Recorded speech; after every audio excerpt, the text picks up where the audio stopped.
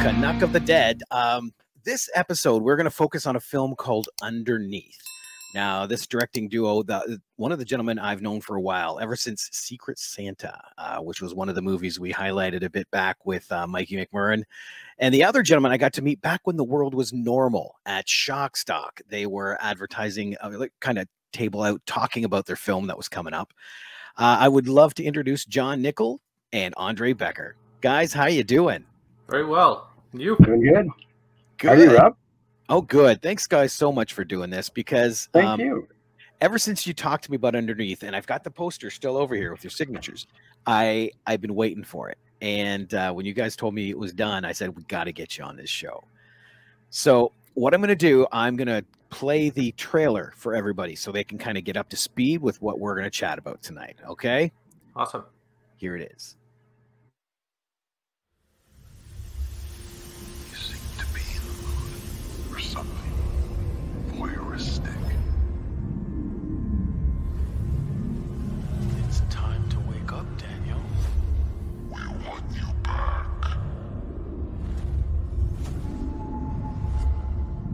What have you done to me?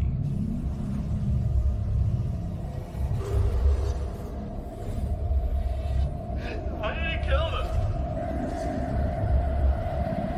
I didn't kill them.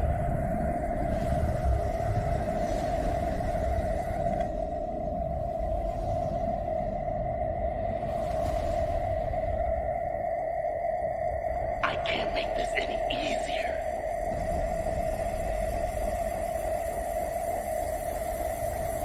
Over here.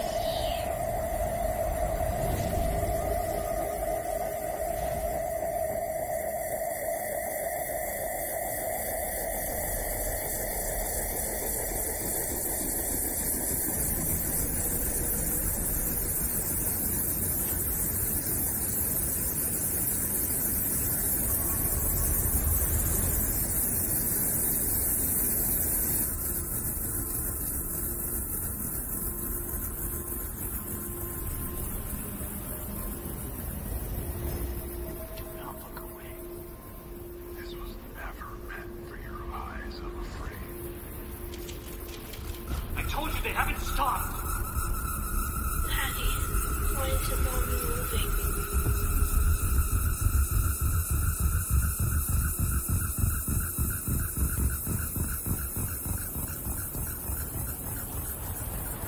I'm having trouble breathing.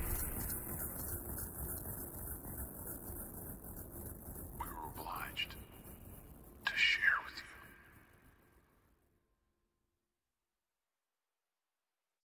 There we go. Guys, how long did it take you to put this together? Because I know you were working on it at Shock Stock a couple years ago. Well, it was a long gestating project, and it fell into a bunch of hurdles that sort of impacted its development. Because we originally sought out to make a film as an anthology format, and then have it comprised of like 4 chapters, each helmed by an individual director.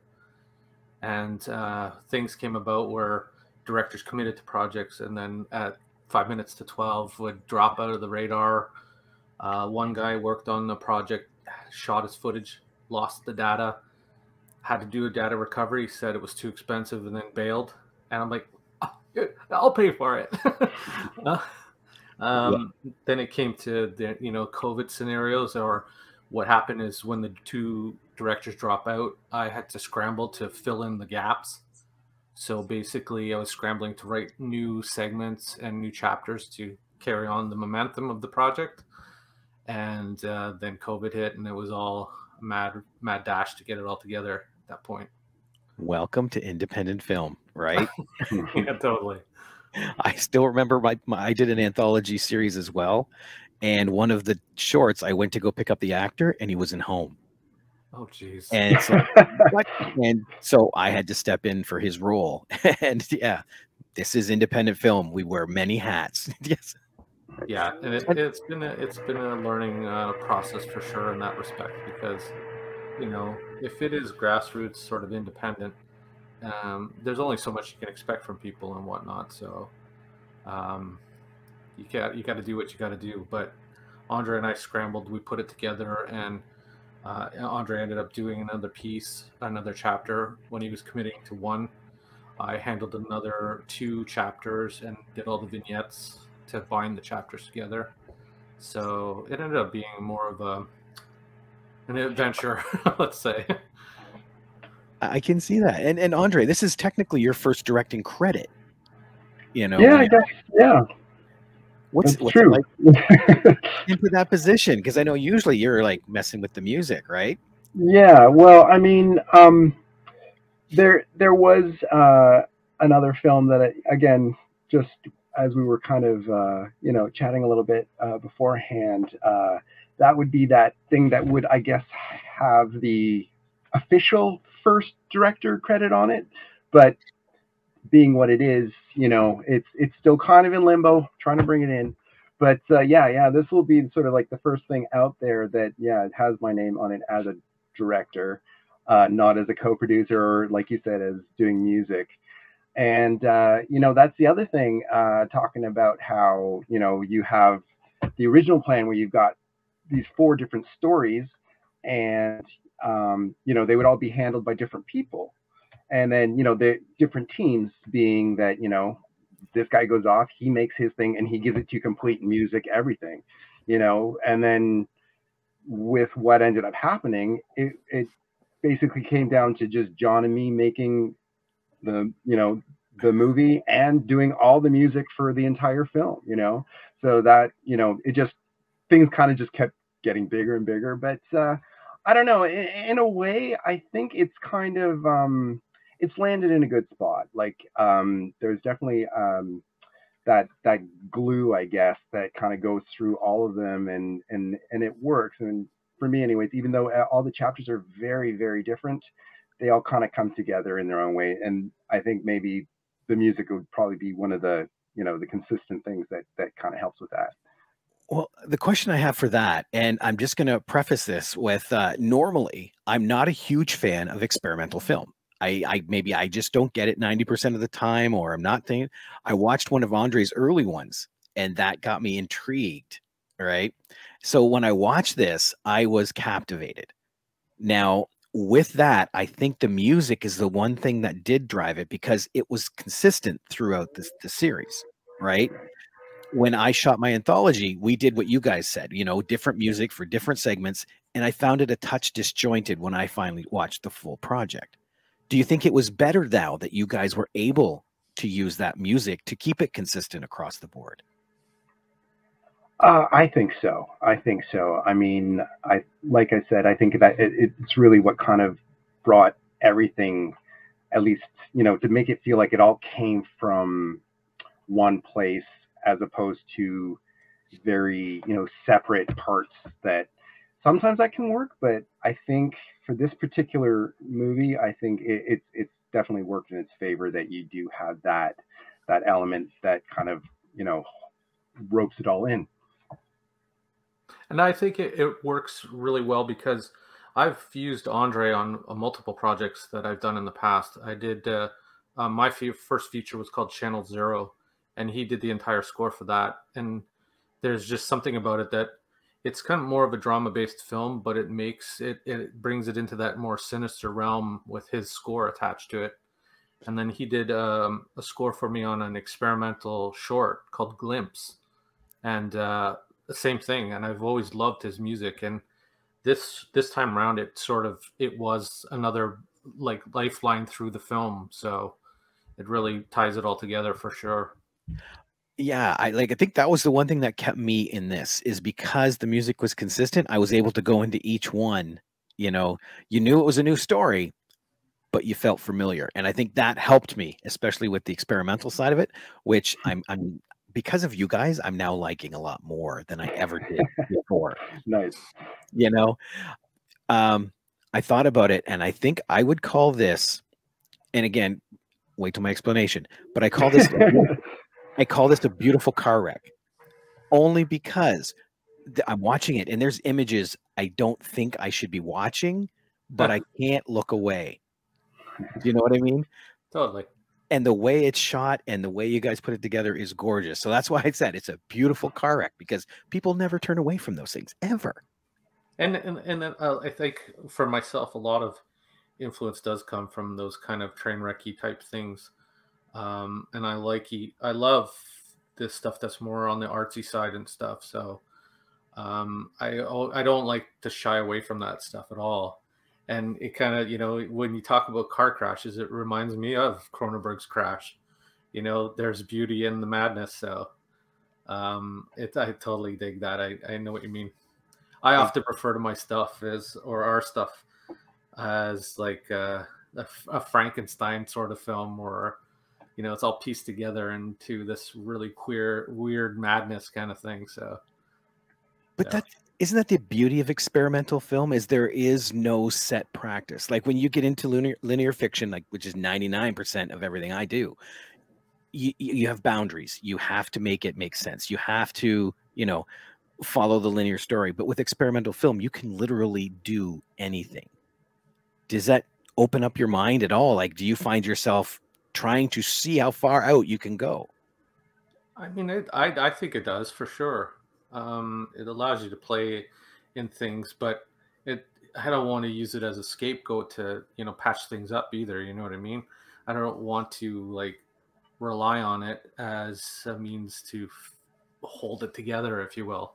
Because a lot of people are, it's going to impact us with an audience, because not a lot of people get experimental stuff. So we're sort of bracing ourselves for that kind of thing, because it's inevitable. Either people dig it, they understand it, or they don't understand it, but still dig it, or understand it and don't like it and absolutely loathe it, And when you make stuff like that, you got to brace yourself for that kind of inevitability. So you kind of get used to it.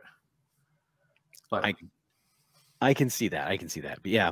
But again, that's the beauty of being able to use other things to tell your story.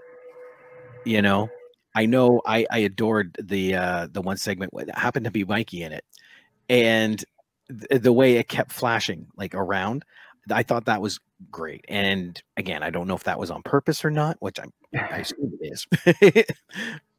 but it felt disjarring, and it didn't make you feel secure in the story, which I thought was so unique, and I don't think would work in any type of linear film, but it is brilliant with you guys.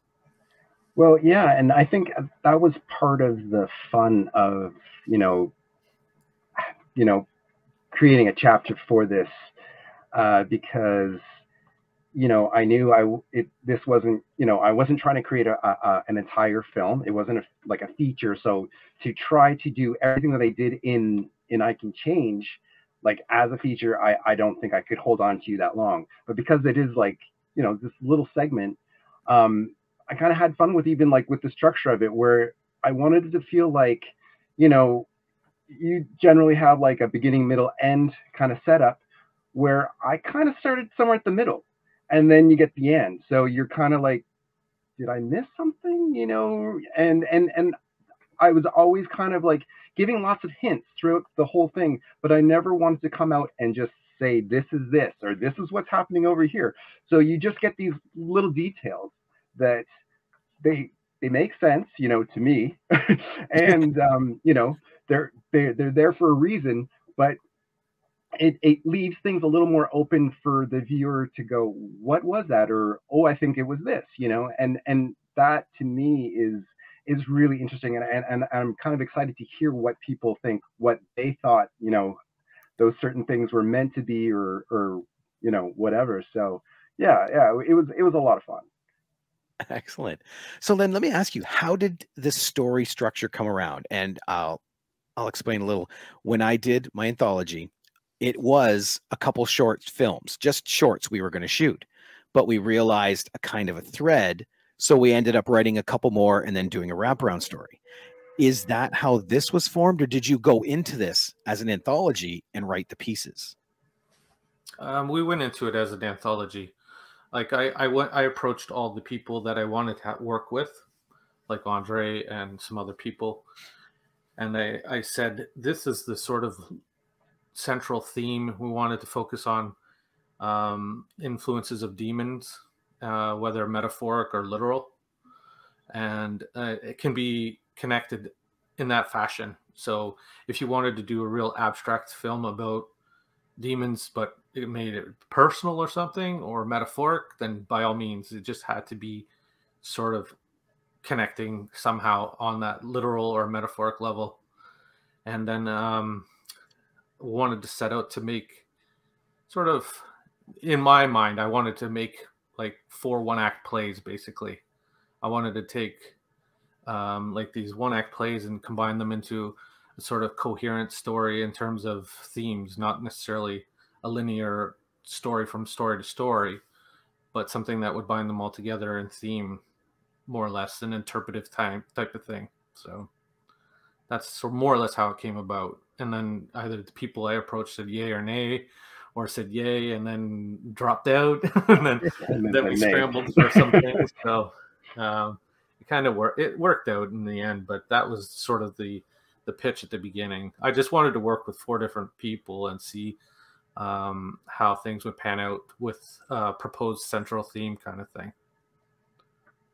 So how did you decide you were going to direct this together and start moving forward on that? How did that come around? Because I know deciding to direct is one thing, but when you're going to double do it, that's a tricky animal. I've only done it once. Well, the thing is with that, it was with the anthology piece, we wouldn't be overlapping in directing duties. It was, you know, Andre would do a chapter, and what he brings to the table is what we bring.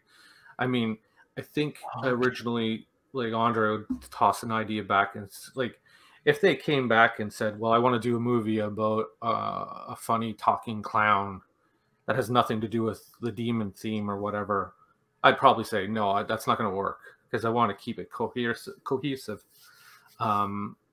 Then that's how it came about. So we sort of bounced the ideas off before we said, okay, yeah, let's go forward with that. Gotcha. Okay, that makes sense, actually. And that's probably a lot easier than divvying up that kind of thing, so you're not stressed with doing 100% of the project. Yeah. And then, like, from the beginning, it was always going to be a certain thing where each director handled their own sort of segment and vision and brought it to the table and came forth with what they had. I mean, it wasn't going to be totally blind. It wasn't like, oh yeah, you said to make something about demons, and then I gave you something about a serial killer, or, you know, a talking clown or something, you know, something weird like that would be completely way off on left field, right? So we kind of sat down ahead of time to sort of hammer out the small details, but then they were free to go and do what they wanted to do. Like, I wasn't going to step in and go, oh, you need to have your music like this, or it needs to be this way, or linear or non-linear, experimental or not experimental. You know, that was up to the director's choice. So okay. And then how did you go about your casting? Because again, watching it felt like family, because there's so many people in there, I know. But I noticed there was a lot of new faces. So was there casting that you had to do and dig into? Oh yeah, for the segments that I handled, I tried to, let's say, stir away from this sort of regulars. I like working with new people. When you get to know people and stuff, there's a sort of, common ground, or there's sort of an equilibrium that they reach, and they're comfortable around you and that sort of stuff. And when you get this fresh talent, they are like more eager to prove to you something, or go the distance if they will. And I found that the people that I cast myself, I didn't know any of them. So there were 1 or 2 that I knew from previous things or outside life. But honestly, most of the people I worked with in my segments, I didn't know. So I was happy with that. I just did casting through social media and stuff, and platforms like Mandy and whatnot and stuff like that. So it worked out. Even recruiting some crew and whatnot came through Mandy. So. Oh, okay. That's excellent. Then what about you, Andre? Was it yours the same principle, or? Oh, no, not at all. Actually, I think after working on Secret Santa, I kind of had, made friends with some of the cast, and Mikey as well, obviously being the director. And he just, I kind of like just threw the idea at him, like, would you be interested in playing this guy? And he was like all over it. So I was happy to have him like be in front of the camera because he isn't usually. And then yeah, I guess there was a couple people in there I don't think I had done anything with before, but you know what, I probably had. It was, yeah, I think for me it was a little more of a familiar kind of family kind of thing, but they were people that I never actually worked with myself. So it was definitely like a new cast to me, but people that I knew because they were from other people or from other people's films.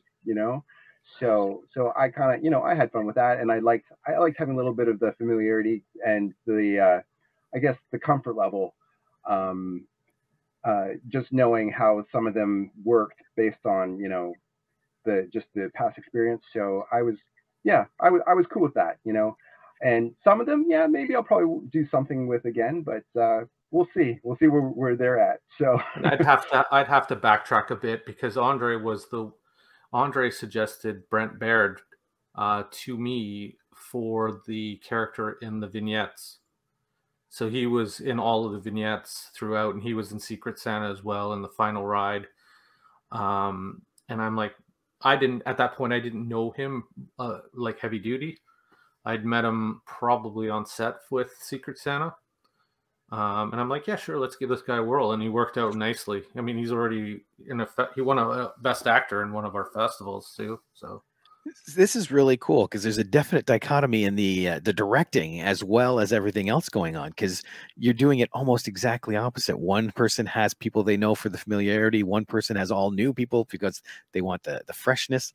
And it's so cool because when you watch the final product, it's so smooth. Like you can't tell, there's a difference in that direction. awesome, thank you. That is very cool. I didn't realize that. And that kind of just adds to it a little bit for me. That is really cool. Now, how did you decide what order these were going to go in? Was there a certain order you came out with, or was it once they're put together, you kind of watch and see where they feel good and, like Jenga? There was a little bit of that. In my opinion, a couple of the pieces were a bit more linear. So we wanted them to sort of balance out the ones that were a bit more abstract and more experimental. Like, I mean, some of them come across as like crazy industrial music videos and stuff. Like, and we were cool with that. Like, we sort of like digging into that sort of gritty. Like, personally, I can speak for Andre, but I'm sure he's got a lot of that sort of similar vibes. Like, I'm inspired by those sort of industrial type music videos and Tetsuo and stuff, and that's kind of if I could really just stop gritty. you right there, actually, John, I was just gonna say, like, even the music, especially for this one, that was definitely a driving force. Was that industrial sound, and like John said, Tetsuo, like that's a definitely like one of those things that always kind of came to mind for like the rhythms and the sounds, and I really wanted this one to have very mechanical kind of sounding score to it. So yeah, that ties in like perfectly with what he's saying. So That's awesome. And you're right. A couple of them do feel like music videos because they start out and it's like, interesting. But then it goes in the story. It's like, okay, now I get it. But yeah, they feel like a music video, which is really interesting. I have never seen a film put together like this. But like I said, I don't watch a lot of experimental, so I didn't know what to expect. Well, I don't think we were also following any sort of template for experimental films either. Like, personally, I like all those kind of weird things that don't necessarily make on the surface sense. And I'm fine with that. Like, I like a lot of really awkward David Lynch movies, like the darker ones that people are like, what? And I like human horror too. So I like to deal with drug addictions and stuff like that, and and creating this sort of weirdness that comes with mental stability and whatnot. Because even the one that was, there's another director that's involved. His name's Corey. He worked on one of the small segments in the middle, and I had wrote the story and then did all the editing for it. It was, and then it turned it into like this really weird point of view, like what it would feel like to be possessed multiple times all at the same time, and it sort of jumps around from demon to demon, and so we wanted to take it and see if it would translate into, okay, if I was in a room doing a seance and I became possessed, what would it look like, and what would the madness look like? And then if the demon jumped from another person to another person. So it turned into this really industrial score driven little 4-minute kind of twisted madness type thing. So it worked in my opinion, but not everybody's going to get it for sure. It's like, and see, to me, that's what I call experiment. If it doesn't go in a linear story, to me, I consider experimental, because you're going outside the box. So again, yeah, I don't mean to label it as that. No. That's fine. I dig it. I'm okay with that. I don't shy away from that stuff at all. So, and as I mentioned earlier, I'm totally okay with people not understanding it and not getting it, because and see, that's the beauty of it, though, because even with a linear film, people are going to take their own interpretations because it is art. I find that you're basically just saying, I'm going to open the door a little wider so you can have more interpretations. That's literally what I think experimental is all about. And and you do, because who knows, maybe what I felt when I was watching this was not what you had planned at all, you know, but I did have an experience, and that is the goal of film, I think. Now, I know you guys were like in charge of everything and stuff like that, but was there anything that you wanted to do to put in the film, but were not able to get done, or wasn't going to look good, or something like that? That's a good question, actually. I would say actually. Some effects didn't quite work out the way we had hoped.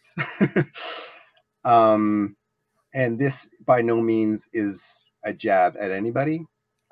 Just some things just didn't work. So as a result of that, there were actually a few ideas with how things were supposed to play out, and they just ended up playing out a little differently because it just didn't quite hit the mark. So yeah, I would say that's definitely one thing that was like, okay, well, this just didn't quite work, so what are we going to do? And I think for John and me to have been, doing the kind of like taking this kind of approach, for as long as we have, we're used to it. We're used to like, okay, well, that didn't work. What are we going to do? And you always, like you said, you're opening the doors a little wider. So you've got a little more room to like, reach for certain, certain things that you can bring in that, you're not feeling so closed in that you can't just like, work out on the fly. So that's what we did. And I'd say overall, I'm still happy with how things ended up. And it's just another hurdle. Well, yeah, and that's independent film too. Like when you're writing Hellraiser, but when you film, it's Birdemic. Like, wait a minute, Absolutely. But it's what you do, it's how you roll with it, it's how you present it, and you make it beautiful. So, guys, thank you so much for sitting in chat. Stick around because I'm going to ask both of them. John, I'm going to say, what's it like to be a webcam creeper, and ask Andre what it's like delivering pizza in 2 movies. We'll be right back.